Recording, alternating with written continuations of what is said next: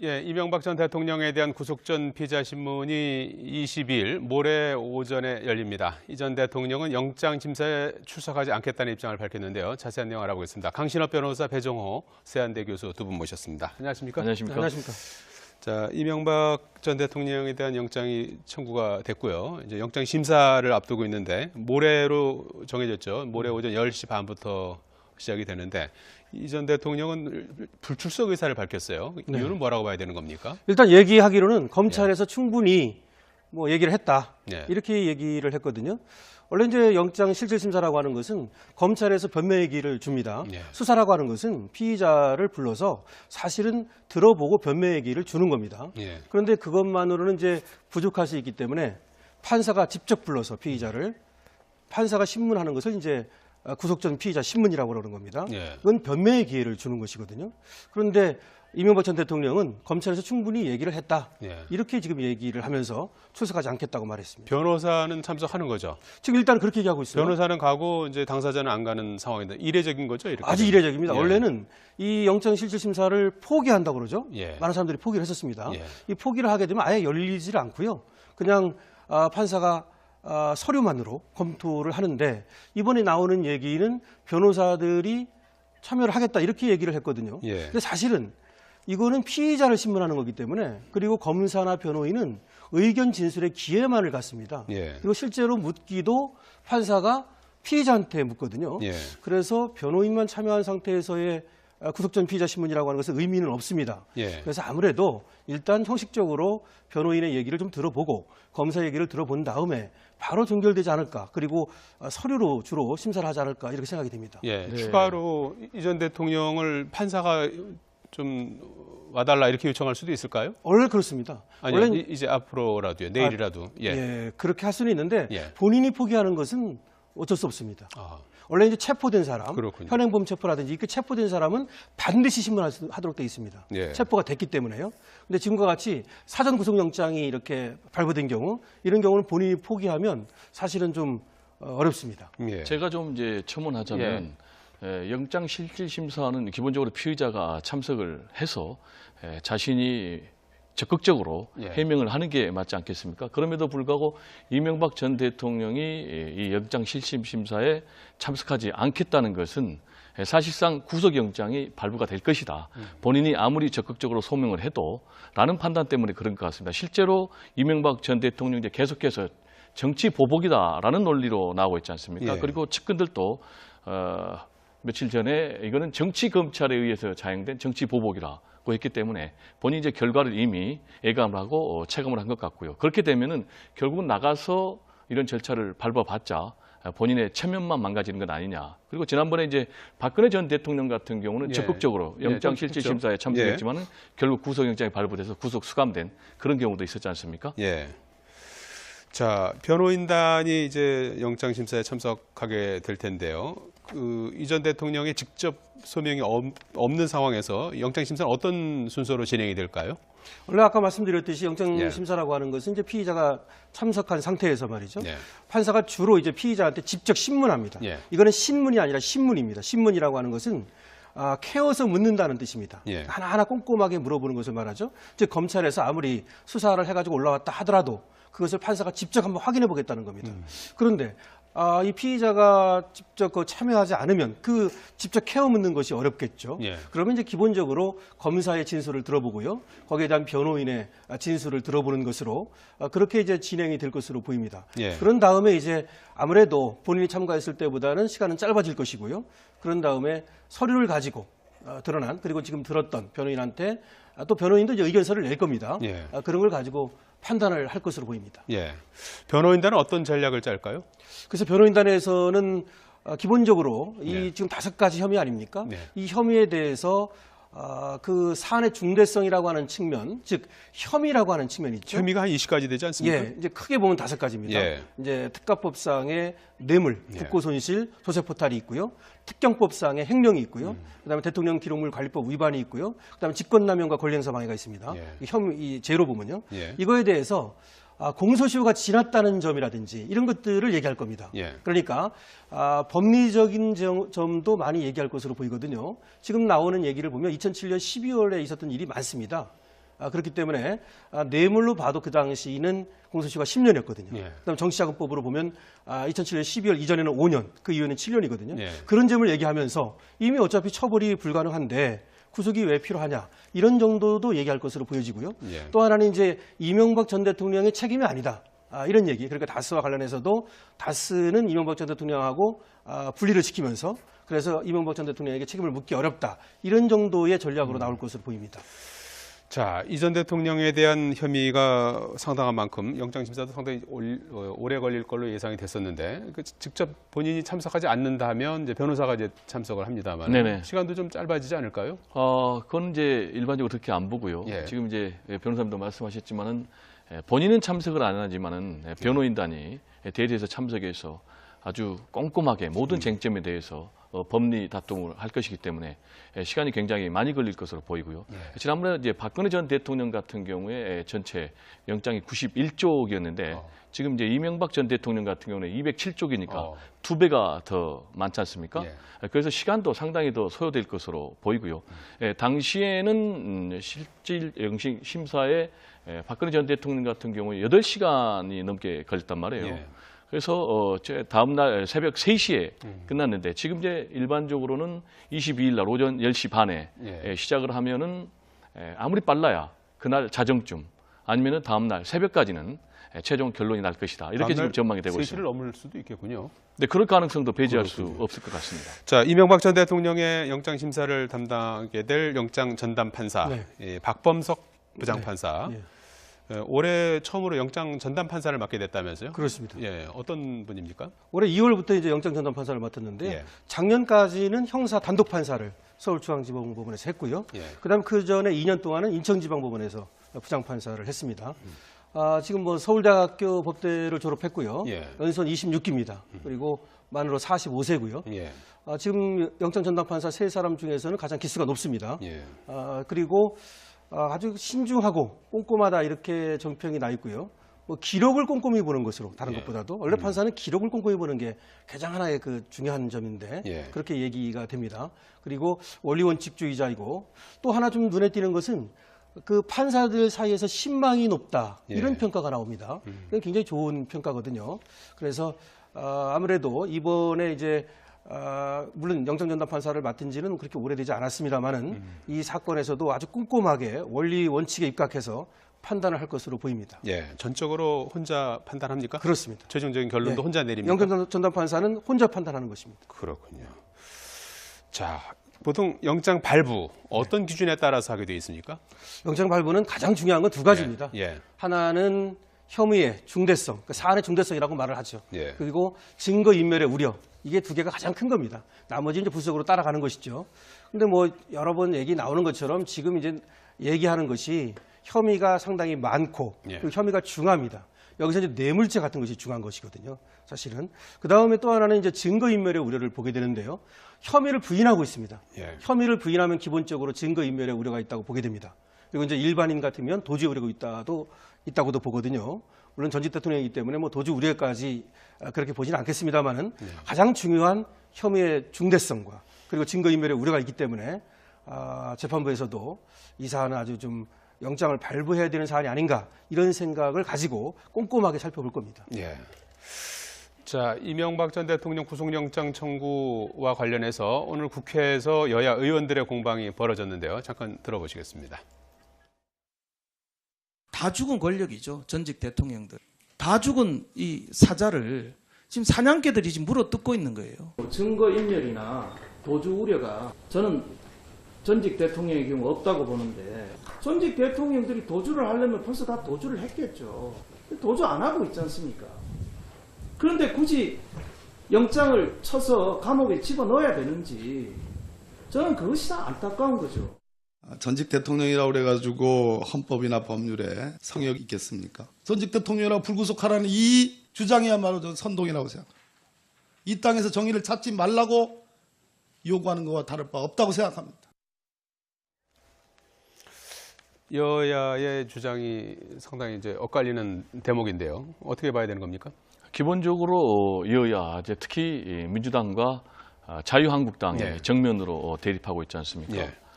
민주당은 지금 더 이상 성역은 있을 수 없다라는 얘기고 지금 자유한국당은 이미 죽은 사자다 이런 논리를 펴세우고 있는데 기본적으로는 지금 적폐청산 그리고 정치보복 이 두 가지 논리가 부딪히고 있거든요. 네. 그래서 자유한국당에서는 이미 죽은 사자인데 굳이 도주 우려도 없는데 영장을 청구할 필요가 있느냐라는 이제 그런 얘기고요. 그렇지만 이제 민주당에서는 원칙론을 얘기하는 거죠. 법 앞에 만인이 평등하다. 네. 그러면은 성역이 없어야 되고 더구나 전직 대통령이면 오히려 더 법을 무겁게 지켜야 되는데 그런 부분에 대해서 네. 비리에 대해서 단죄를 하는 것이지 정치 보복은 아니다 그런 논리인데요. 검찰이 영장 청구할 때도 이 두 가지 논리 사이에서 굉장히 고민을 했는데 네. 결국 이제 어느 한쪽을 선택해도 어느 쪽에선가 비난이 들어오기 때문에 네. 결국은 원칙론을 선택할 수밖에 없었고요. 그래서 원칙에 따라서 영장을 청구한 것 같은데 제가 볼 때는 지금 영장 실질 심사 담당 판사도 굉장히 이 두 가지 논리 가운데서 고민할 텐데 결국은 아마 원칙론에 따라서 본인이 판단하지 않을까 이렇게 생각이 됩니다. 강 변호사는 발부 가능성 뭐 어떻게 보십니까? 글쎄요, 뭐 여러 가지 뭐 원칙론적으로 판단을 할 수밖에 없겠죠. 예. 그런데 기본적으로 아까도 말씀드렸지만 이 사안이 물론 이제 검찰이 이제 보고 있는 사안입니다만은 그 결과적으로 이제 소명이라고 하는 것이거든요. 증명이 아니고 소명입니다. 증명과 소명은 어떻게 다르냐면 혐의가 소명되면 그러니까 있을 것으로 상당 부분 보이면 구속영장을 발부할 수 있는 것이거든요. 예. 그리고 법원에서 유죄가 되는 건 그건 증명이 돼야 됩니다. 그렇기 때문에 검찰도 촘촘한 증거를 갖고 있어서 소명은 할 수 있다고 보고요. 예. 그다음에 사안이 중대하고요. 그다음에 증거인멸의 우려라든지 공범과의 형평성 이런 것들 때문에 결국은 발부가 될 것으로 이렇게 보입니다. 지금 그 판사가 이제 기록을 받아서 지금도 보고 있는 그렇습니다. 과정이죠.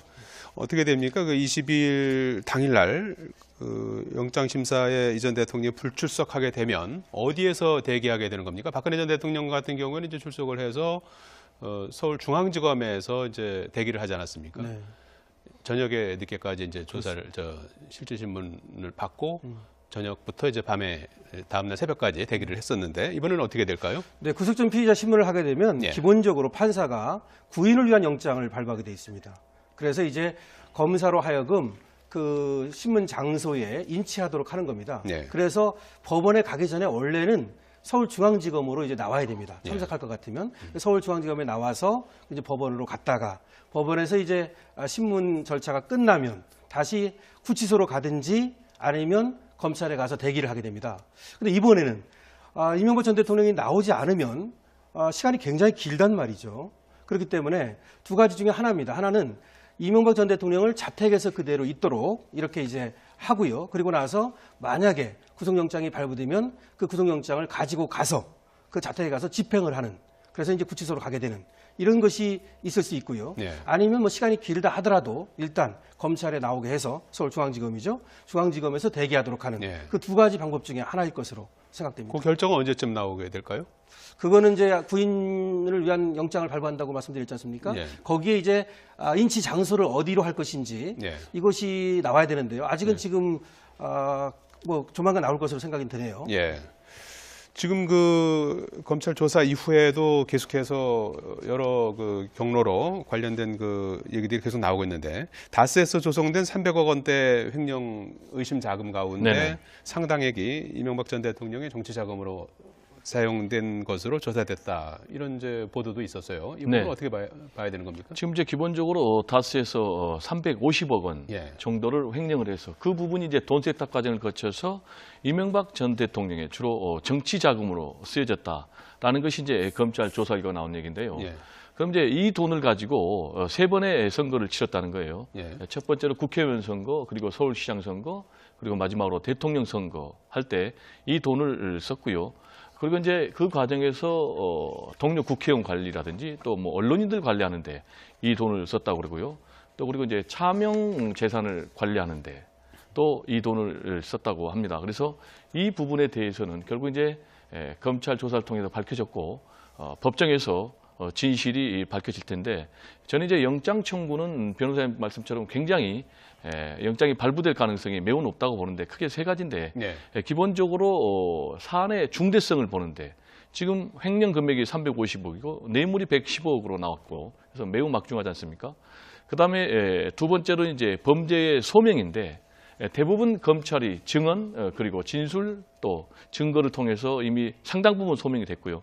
마지막으로 이제 증거 인멸인데 본인이 철저히 부인하면서 검찰이 제시한 증거까지도 조작이 됐다 이렇게 하고 있기 때문에 저는 이제 법원에서 영장이 발부가 될 것 같고요. 검찰은 정치적인 판단을 할 수가 있습니다. 그렇지만 이제 법원의 판사는 오히려 기록에 의해서 원칙적으로 판단을 하기 때문에 영장이 발부될 가능성이 매우 높다 이렇게 생각을 합니다. 네. 이런 언급도 있는데요. 만약 2007년 BBK 의혹을 수사했던 검찰이나 특검팀 수사에서 그때 이제 검찰에서도 대선 국면에서 수사가 쭉 진행되고 하지 않았습니까? 네. 그때 이제 일련의 혐의들이 수사에서 드러났다면 대통령 당선에도 영향을 미쳤을 것이다. 뭐 이런 거에 대해서 어떻게 생각하십니까? 그건 이제 공직선거법 위반을 얘기하고 있는 겁니다. 예. 지금 뭐 횡령 이런 부분을 얘기하는 것이 아니고요. 예. 가장 직접적으로 이제 문제가 되는 것은 원래가 이제 공직자가 이렇게 출마하는 사람들, 뭐 대선에 출마한다든지 국회의원에 출마하게 되면은 재산을 신고하게 돼 있죠. 예. 그런데 이 재산을 이렇게 많은 재산이 있음에도 불구하고 이것을 신고하지 않았다는 거, 이것이 이제 공직선거법 위반이 될 수 있고 그렇다면 그것이 이제 대선에 영향을 끼칠 수 있다. 대선 무효 사유도 될 수 있다. 이런 얘기가 되는 것입니다. 예. 그리고 이 전 대통령이 전 재산을 사회에 환원하겠다면서 설립했던 청계재단. 네. 청계재단이 이 전 대통령의 다스 지분 확보를 위해서 세워진 것으로 의심되는 정황이 포착됐다고 하는데요. 네. 예. 어떤 이게 좀 내용입니까? 사실은 국민들이 들으면 놀라운 사실이죠. 예.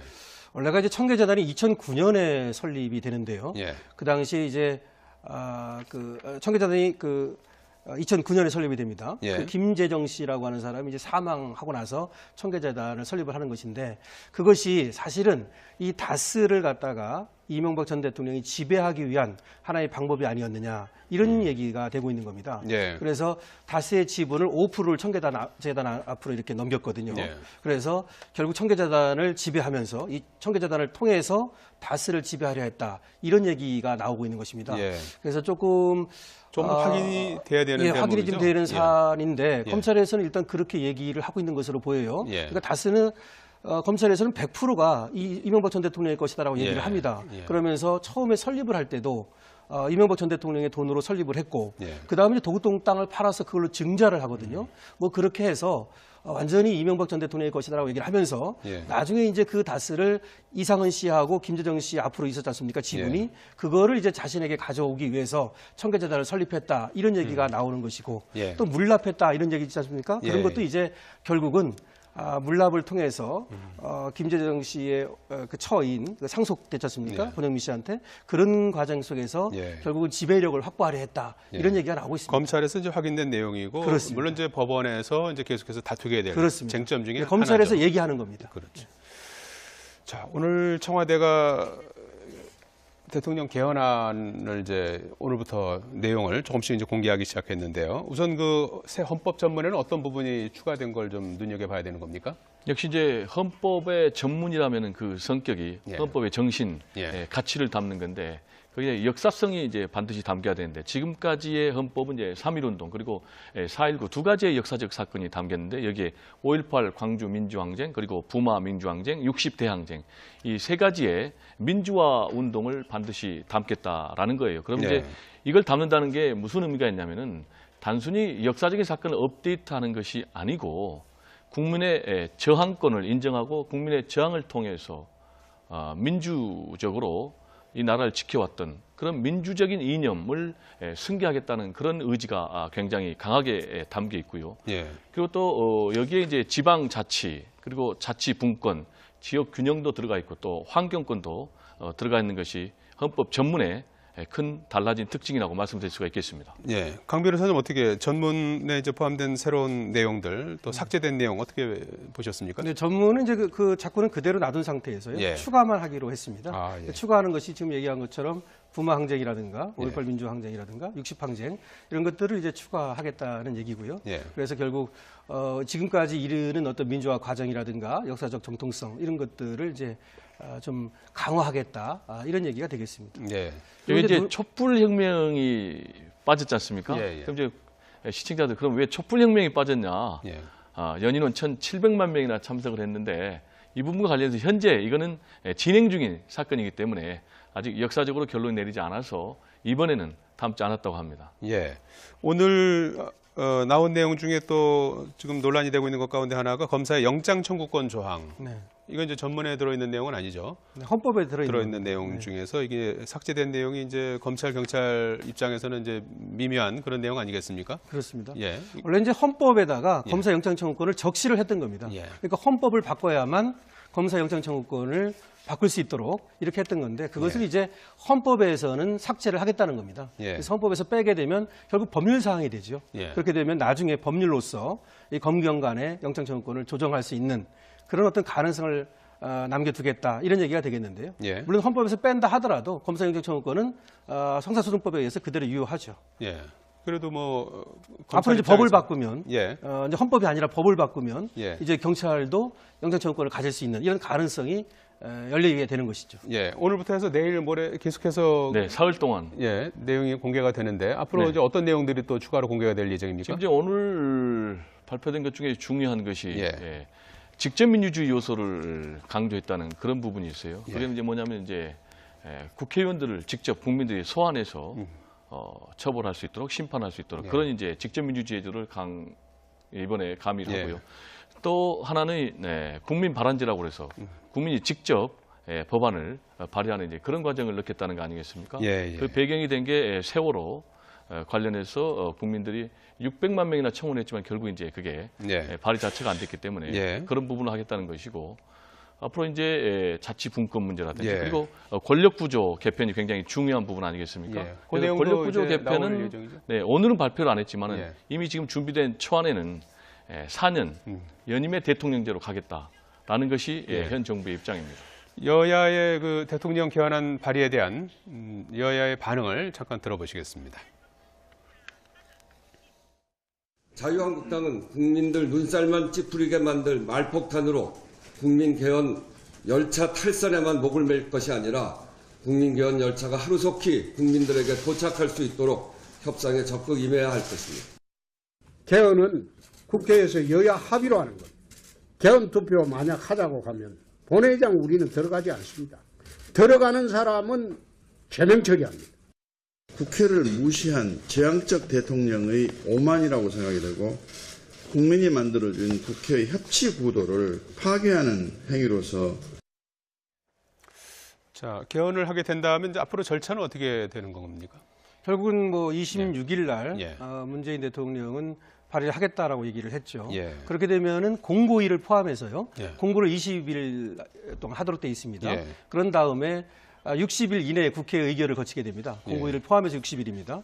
그러면 5월 24일까지는 이제 국회에서 의결이 돼야 될 겁니다. 예. 물론 이제 제적의원 3분의 2입니다. 예. 그렇기 때문에 이제 국회를 통과하기가 쉽지 않을 것이다 이렇게 얘기가 되는 거죠. 예. 만약에 이제 국회를 통과한다면 국민투표를 이제 거치게 되죠. 6월 13일 지방선거 할 때 예, 수 그때 이제 있는 하려고 그러는 겁니다. 예. 그래서 5월 24일 날 이제 그다음에 5월 25일 날 공고를 18일 정도 또 해야 되거든요. 예. 국민투표 한다는 그 공고를 합니다. 예. 그리고서 이제 6월 13일 날 국민투표를 하겠다. 이것이 이제 정부의 보관인데 예. 아까 말씀드린 것처럼 국회 통과가 이제 문제가 예. 되겠죠. 국회 통과 앞으로 넘어야 될 산이 있다면 어떤 것들이 있을까요? 근데 이제 가장 중요한 것은 예. 결국 이제 국민투표를 붙이려면은 국회 제적의원 3분의 2의 찬성으로 예. 국회 표결이 통과가 돼야 되는데 예.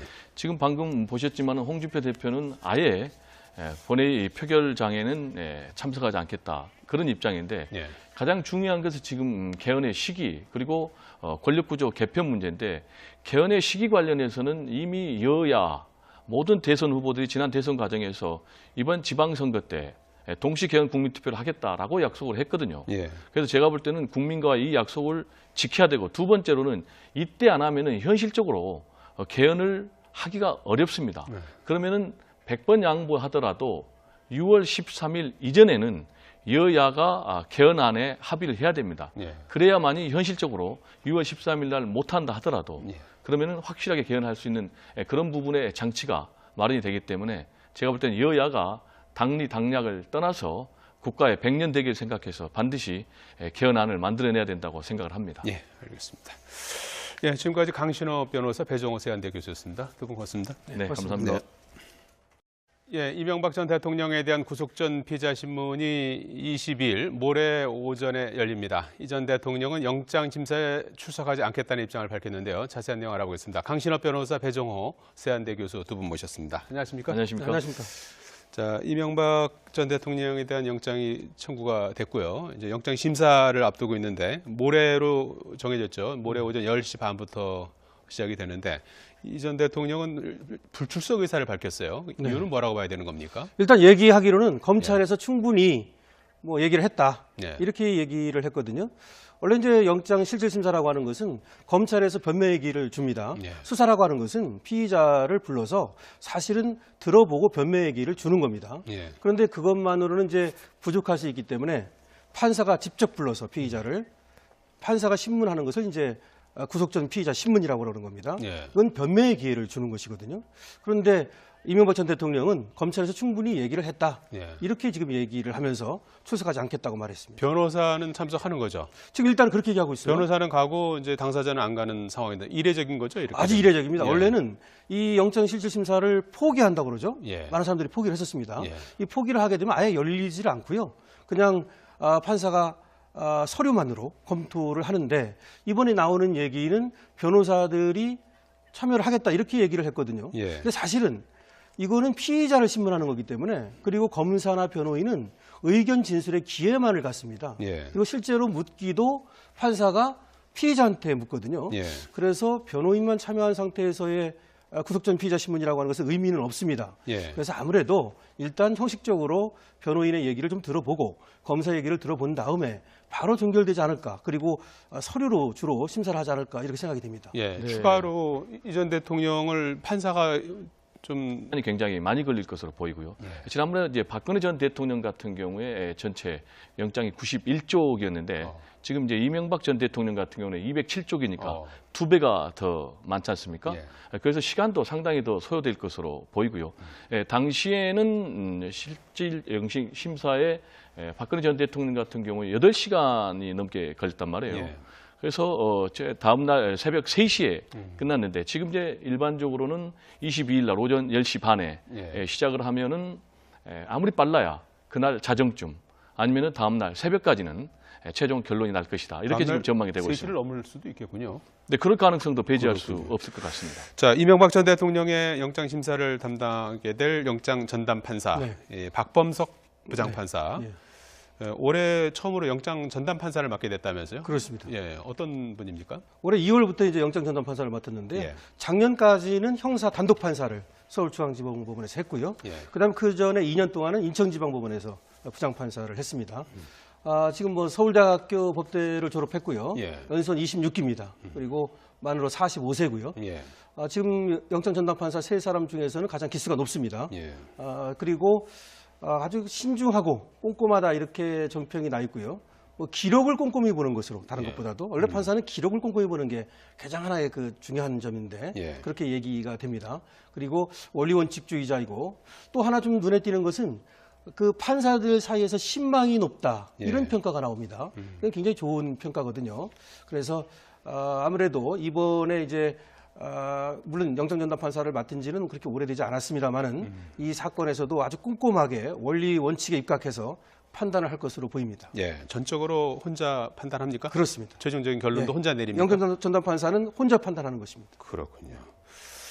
자, 와달라 이렇게 요청할 수도 있을까요? 원래 그렇습니다. 아니, 원래 이제 앞으로라도요. 내일이라도. 예. 예, 그렇게 할 수는 있는데 예. 본인이 포기하는 것은 어쩔 수 없습니다. 아, 원래 이제 체포된 사람, 그렇군요. 현행범 체포라든지 그 체포된 사람은 반드시 신문하도록 되어 있습니다. 예. 체포가 됐기 때문에요. 근데 지금과 같이 사전 구속영장이 이렇게 발부된 경우, 이런 경우는 본인이 포기하면 사실은 좀 어렵습니다. 예. 제가 좀 이제 첨언하자면 영장 실질 심사는 기본적으로 피의자가 참석을 해서 자신이 적극적으로 예. 해명을 하는 게 맞지 않겠습니까? 그럼에도 불구하고 이명박 전 대통령이 이 영장 실질 심사에 참석하지 않겠다는 것은 사실상 구속영장이 발부가 될 것이다. 본인이 아무리 적극적으로 소명을 해도 라는 판단 때문에 그런 것 같습니다. 실제로 이명박 전 대통령이 이제 계속해서 정치 보복이다라는 논리로 나오고 있지 않습니까? 예. 그리고 측근들도 며칠 전에 이거는 정치 검찰에 의해서 자행된 정치 보복이라 했기 때문에 본인이 이제 결과를 이미 예감을 하고 체감을 한 것 같고요. 그렇게 되면은 결국은 나가서 이런 절차를 밟아봤자 본인의 체면만 망가지는 건 아니냐. 그리고 지난번에 이제 박근혜 전 대통령 같은 경우는 예. 적극적으로 영장 실질 심사에 참석했지만은 결국 구속영장이 발부돼서 구속 수감된 그런 경우도 있었지 않습니까? 예. 자, 변호인단이 이제 영장 심사에 참석하게 될 텐데요. 이 전 대통령의 직접 소명이 없는 상황에서 영장 심사는 어떤 순서로 진행이 될까요? 원래 아까 말씀드렸듯이 영장 예. 심사라고 하는 것은 이제 피의자가 참석한 상태에서 말이죠. 예. 판사가 주로 이제 피의자한테 직접 신문합니다. 예. 이거는 신문이 아니라 신문입니다. 신문이라고 하는 것은 캐어서 묻는다는 뜻입니다. 예. 하나하나 꼼꼼하게 물어보는 것을 말하죠. 즉 검찰에서 아무리 수사를 해가지고 올라왔다 하더라도 그것을 판사가 직접 한번 확인해 보겠다는 겁니다. 그런데 이 피의자가 직접 참여하지 않으면 직접 캐어 묻는 것이 어렵겠죠. 예. 그러면 이제 기본적으로 보통 영장 발부 어떤 기준에 따라서 하게 되어 있습니까? 영장 발부는 가장 중요한 건 두 가지입니다. 예. 하나는 혐의의 중대성, 그러니까 사안의 중대성이라고 말을 하죠. 예. 그리고 증거 인멸의 우려, 이게 두 개가 가장 큰 겁니다. 나머지 이제 부수적으로 따라가는 것이죠. 근데 뭐 여러 번 얘기 나오는 것처럼 지금 이제 얘기하는 것이 혐의가 상당히 많고 예. 그리고 혐의가 중합니다. 여기서 이제 뇌물죄 같은 것이 중요한 것이거든요. 사실은. 그 다음에 또 하나는 이제 증거인멸의 우려를 보게 되는데요. 혐의를 부인하고 있습니다. 예. 혐의를 부인하면 기본적으로 증거인멸의 우려가 있다고 보게 됩니다. 그리고 이제 일반인 같으면 도주 우려가 있다고도 보거든요. 물론 전직 대통령이기 때문에 뭐 도주 우려까지 그렇게 보지는 않겠습니다만은 가장 중요한 혐의의 중대성과 그리고 증거인멸의 우려가 있기 때문에 재판부에서도 이 사안은 아주 좀 영장을 발부해야 되는 사안이 아닌가 이런 생각을 가지고 꼼꼼하게 살펴볼 겁니다. 예. 자, 이명박 전 대통령 구속영장 청구와 관련해서 오늘 국회에서 여야 의원들의 공방이 벌어졌는데요. 잠깐 들어보시겠습니다. 다 죽은 권력이죠. 전직 대통령들. 다 죽은 이 사자를 지금 사냥개들이 지금 물어뜯고 있는 거예요. 증거인멸이나 도주 우려가 저는 전직 대통령의 경우 없다고 보는데 전직 대통령들이 도주를 하려면 벌써 다 도주를 했겠죠. 도주 안 하고 있지 않습니까? 그런데 굳이 영장을 쳐서 감옥에 집어넣어야 되는지 저는 그것이 다 안타까운 거죠. 전직 대통령이라고 그래가지고 헌법이나 법률에 성역이 있겠습니까? 전직 대통령이라고 불구속하라는 이 주장이야말로 저는 선동이라고 생각합니다. 이 땅에서 정의를 찾지 말라고 요구하는 것과 다를 바 없다고 생각합니다. 여야의 주장이 상당히 이제 엇갈리는 대목인데요. 어떻게 봐야 되는 겁니까? 기본적으로 여야, 이제 특히 민주당과 자유한국당의 으로 검사의 진술을 들어보고요. 거기에 대한 변호인의 진술을 들어보는 것으로 그렇게 이제 진행이 될 것으로 보입니다. 예. 그런 다음에 이제 아무래도 본인이 참가했을 때보다는 시간은 짧아질 것이고요. 그런 다음에 서류를 가지고 드러난 그리고 지금 들었던 변호인한테 또 변호인도 이제 의견서를 낼 겁니다. 예. 그런 걸 가지고 판단을 할 것으로 보입니다. 예. 변호인단은 어떤 전략을 짤까요? 그래서 변호인단에서는 기본적으로 이 네. 지금 5가지 혐의 아닙니까? 네. 이 혐의에 대해서 그 사안의 중대성이라고 하는 측면, 즉 혐의라고 하는 측면이 있죠. 혐의가 한 20가지 되지 않습니까? 예, 이제 크게 보면 5가지입니다. 예. 이제 특가법상의 뇌물, 예. 특고손실, 소재포탈이 있고요. 특경법상의 횡령이 있고요. 그다음에 대통령 기록물 관리법 위반이 있고요. 그다음에 직권남용과 권리행사 방해가 있습니다. 예. 이 제로 보면요. 예. 이거에 대해서 공소시효가 지났다는 점이라든지 이런 것들을 얘기할 겁니다. 예. 그러니까 법리적인 점도 많이 얘기할 것으로 보이거든요. 지금 나오는 얘기를 보면 2007년 12월에 있었던 일이 많습니다. 그렇기 때문에 뇌물로 봐도 그 당시는 공소시효가 10년이었거든요. 예. 그다음 정치자금법으로 보면 2007년 12월 이전에는 5년, 그 이후에는 7년이거든요. 예. 그런 점을 얘기하면서 이미 어차피 처벌이 불가능한데 구속이 왜 필요하냐 이런 정도도 얘기할 것으로 보여지고요. 예. 또 하나는 이제 이명박 전 대통령의 책임이 아니다. 이런 얘기. 그러니까 다스와 관련해서도 다스는 이명박 전 대통령하고 분리를 시키면서 그래서 이명박 전 대통령에게 책임을 묻기 어렵다. 이런 정도의 전략으로 나올 것으로 보입니다.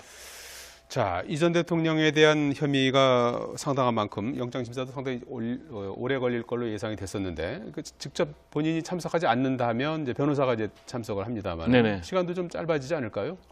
그건 이제 일반적으로 그렇게 안 보고요. 예. 지금 이제 변호사님도 말씀하셨지만은 본인은 참석을 안 하지만은 변호인단이 대리해서 참석해서 아주 꼼꼼하게 모든 쟁점에 대해서 법리 다툼을 할 것이기 때문에 시간